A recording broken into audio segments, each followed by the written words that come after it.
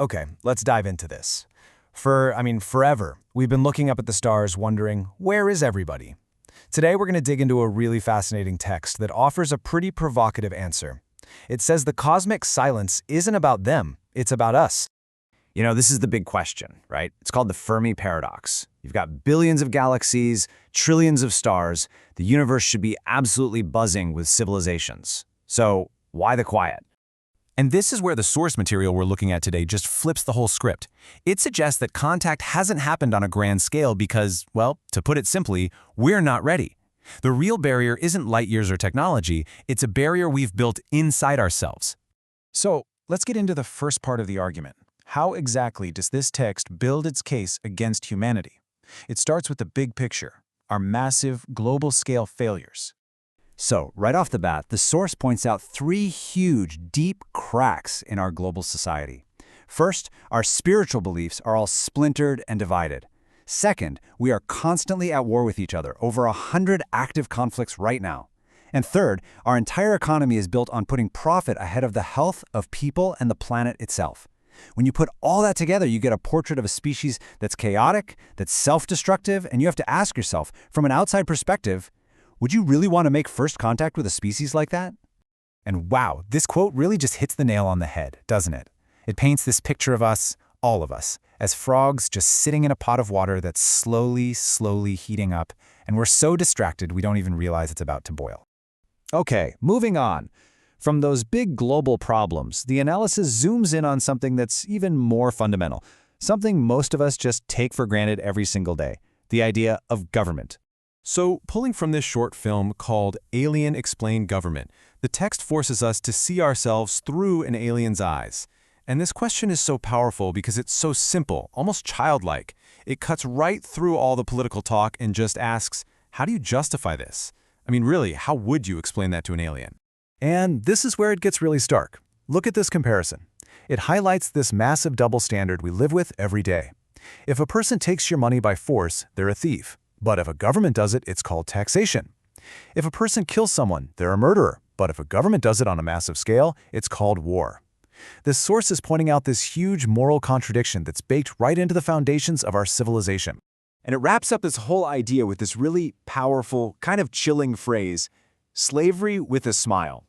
The point is that we sort of willingly go along with this system that actually takes away our freedoms because we've been taught to accept this illusion of legitimate authority.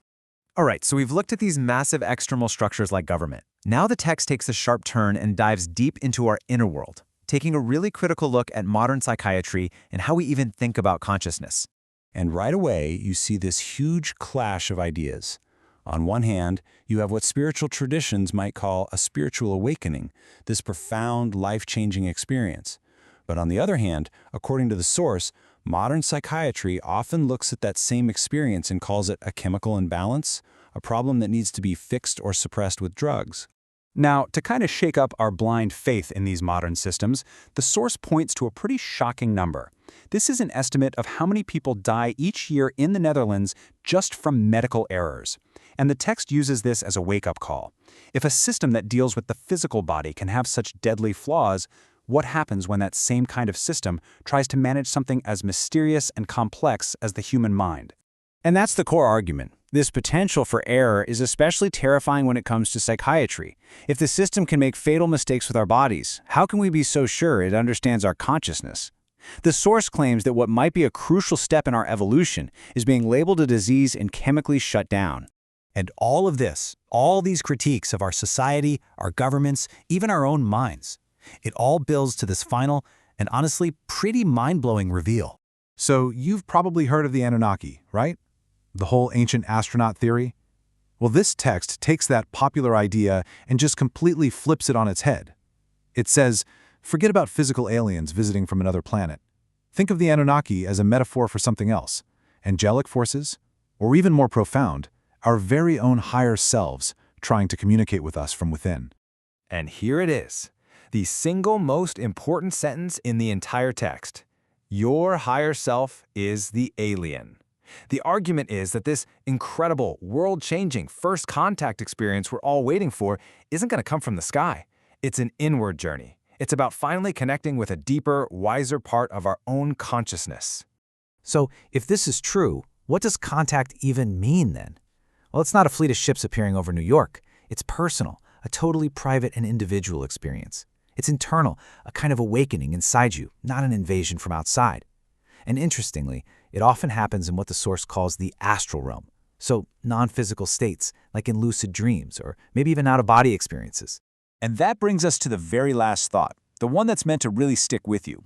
If this idea of contact, or even what some people have called alien abduction, is actually a deeply personal internal event that completely shatters and rebuilds your view of reality, well, that leaves just one last, very provocative question to think about. Has it already happened to you?